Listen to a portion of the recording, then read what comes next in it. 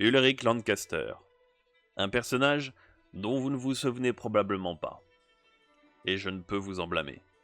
Tout comme vous, il ne fut qu'un simple spectateur des événements autour des artefacts des ténèbres.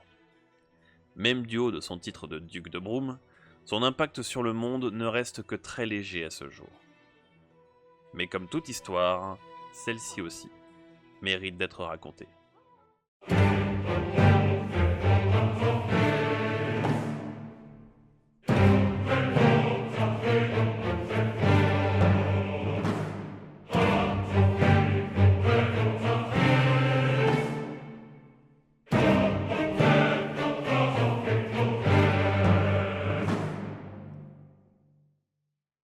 Originaire des terres du Nord, Ulrich n'était pas l'idylle du cliché nordique.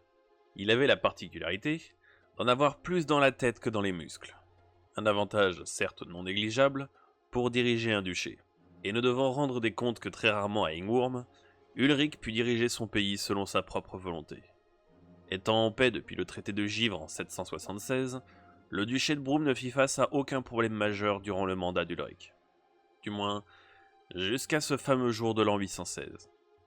Un détachement militaire de l'armée de Raltion, commandé par la capitaine van der Hart, se présenta aux portes du village capital de Dubrovniar, réclamant une audience avec le duc. La présence d'un détachement pareil aussi loin des épais murs de Miranda avait piqué la curiosité d'Ulrich.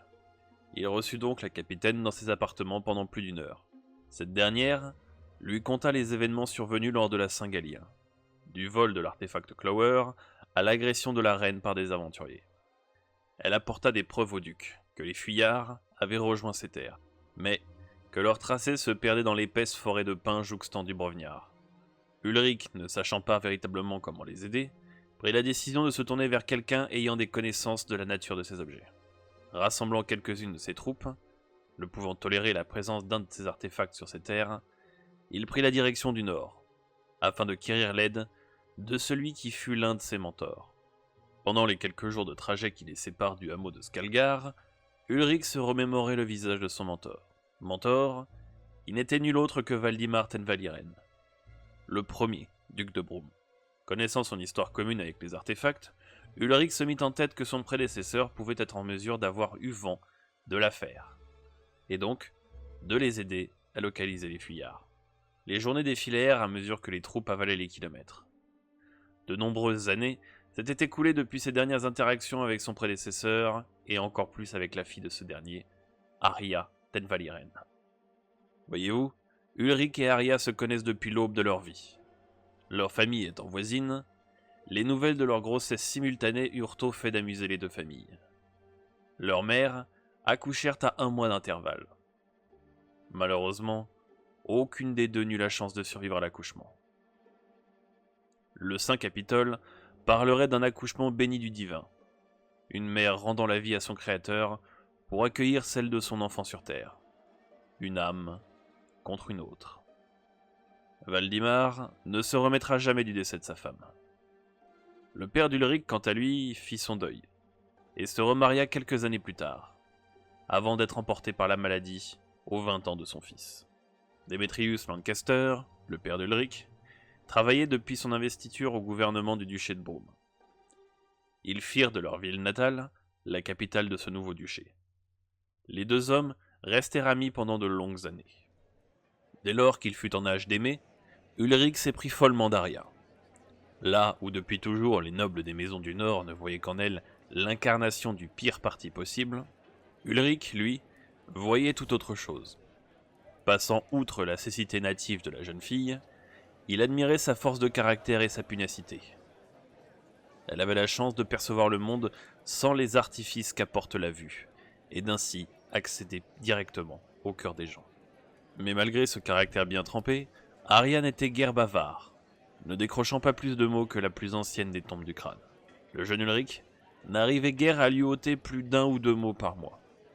Vous l'apprendrez plus tard, mais Angmar Tenvaliren, futur roi et empereur d'Ingwurm, allait naître 2 ans après sa cousine, dans la même chambre qu'elle. Abandonné par sa mère, il fut confié aux soins de Valdimar, son oncle. Même s'il ne s'agissait que d'une relation frère-sœur peu fructueuse, Ulrich ne pouvait s'empêcher de ressentir son cœur se resserrer de jalousie. Pour lui, Angmar était devenu un rival et un obstacle à ses sentiments. C'est aux alentours de leurs 12 ans qu'un événement des plus étranges survint. Alors que toutes les familles influentes de la région s'étaient réunies au château de plaisance du seigneur Vilis, qu'un des sujets les plus délicats finit par s'imposer sur les tables des convives. Qui succédera à la tête du duché de Brome? Certaines familles, parmi les plus avides, plaçaient leurs fils en avant auprès de Valdimar, manipulant leurs enfants pour gagner en influence. Tous souhaitaient voir les jeunes têtes blondes s'unir à Arya et devenir le prochain duc. Cette soirée n'était d'ailleurs pas réservée aux grandes familles de Brome. Nombre de dignitaires d'Ingworm étaient aussi présents, comme les gouverneurs d'Iridia et d'Orvira, tous deux accompagnés de leurs filles. Et alors que tous ces mâles avides de pouvoir se jetaient aux portes du mariage arrangé, que la voix de la gouverneuse d'Orvira se fit entendre. Étant issue d'une lignée de femmes souveraines, Angelica d'Orvira proposa à l'Assemblée la force de caractère d'Arya en tant que future duchesse de Brome. Étant donné que la tante d'Arya régnait sur Ingworm, l'idée ne semblait pas dénuée de sens, mais à la stupéfaction générale, son propre père s'opposa violemment à cette idée.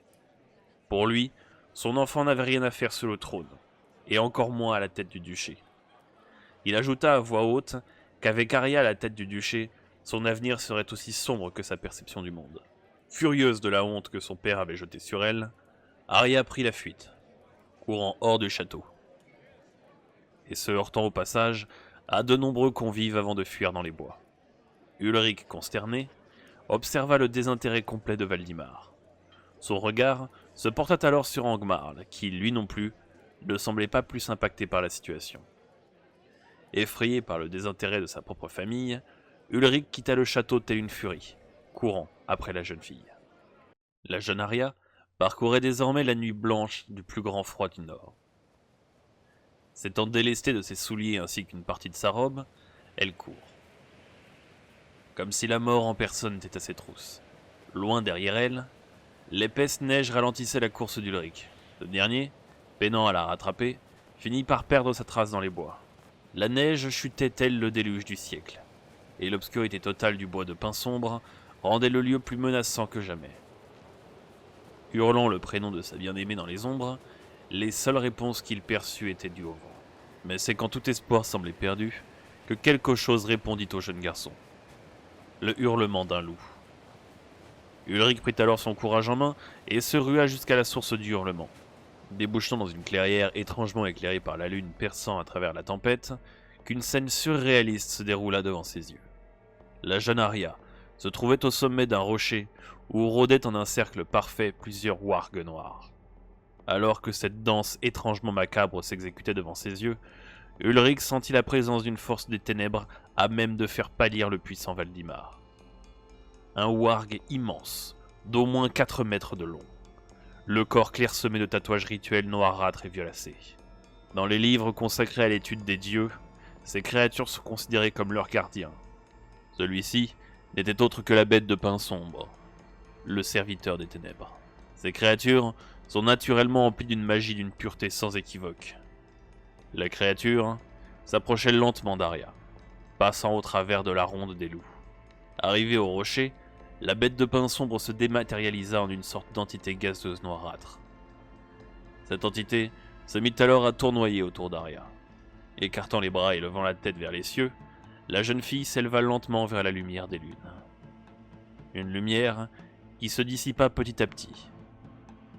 Non pas parce que les nuages s'étaient reformés, mais parce que ce sont les lunes elles-mêmes qui semblaient s'éteindre. Tout tremblant, Ulrich était pétrifié par la peur. Il sentait la magie gravitant autour d'Arya s'amplifier et rapidement devenir une source absurde de pouvoir magique. Le maelstrom de ténèbres commençait à se refermer sur la jeune fille, pénétrant son corps par chacun des pores de sa peau. Une aura de ténèbres enveloppait désormais Arya, qui posa lentement les pieds sur terre. La danse des loups se poursuivait, avant qu'eux aussi ne rejoignent le maelstrom et ne soient absorbés par Arya. Ulrich n'avait absolument aucune idée de ce dont il venait d'être témoin. L'attention retombant, Ulrich manqua de flancher. Un mouvement qui fut capté par Arya, qui regardait désormais le garçon droit dans les yeux. Ployant sous un tel regard, et sentant ses forces l'abandonner, Ulrich sombra dans l'inconscient. Le jeune garçon reprit connaissance le lendemain, dans les appartements de la famille Tenvalieren. À ses côtés se tenait l'une des domestiques de Valdimar. Émergeant d'un profond sommeil, Ulrich se remémora peu à peu les événements de la forêt. Qu'avait-il vu? De quoi avait-il témoin? Il n'en savait rien. Les décennies qui ont suivi n'ont fait qu'élargir le fossé déjà présent entre Ulrich et Arya, jusqu'à sa prise de poste en tant que nouveau duc de Broum, et même après. Arya Tenvalieren ne lui adressa plus aucun mot.